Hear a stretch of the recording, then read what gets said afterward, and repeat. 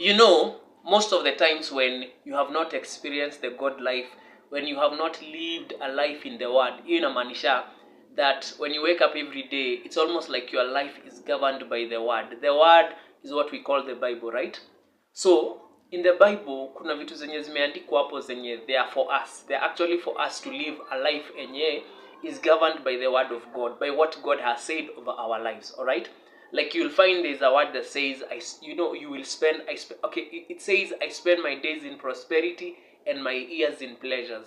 You see, kama ujaenda kwa word, you will never know these things, all right? So that's why watu wanaambiangwa, it's important to read the word for yourself. Even if you're going to church, ni sawa, it's important for you to take time to read the word for yourself, especially every day, hata kama utakuna soma a chapter a day. So why do I say this?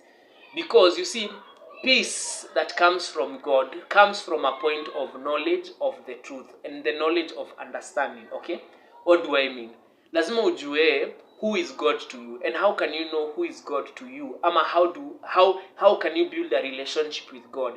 It's only through the word. It's only through kusikiza sermons, when a pastor is preaching. That's where that relationship grows, because it's growing from a point of knowledge. I grow from a point of at you don't know. It can't grow from a point of ignorance where you don't know what God has said ama what the word of God says, okay?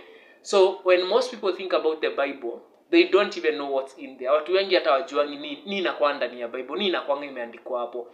But it's only when you start reading the Bible that you'll find, words like, verses like saying, the peace of God that surpasses all understanding. You get? So that's where, so when we talk about peace, you will really find peace when you connect with the word of God. And also when you build a relationship with God. So that number one, ujue what promises have been written in the word. Because if you have a promise with God, it means you're more peaceful about your life. Haujali about kesho. Ama you're not too anxious about tomorrow. Why? Because you'll find there's a word that says, do not be anxious of anything. But through prayer and petition,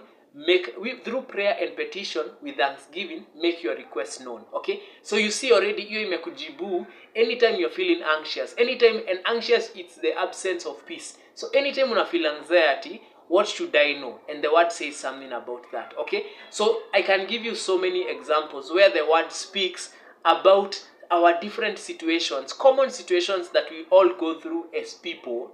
And you can imagine that the word may hold the peace. So what am I here to say? I'm here to say that if you want to find peace in God, then you have to search out his knowledge. You have to search out his word. Lazima ujue word yake imesema nini over every situation of your life.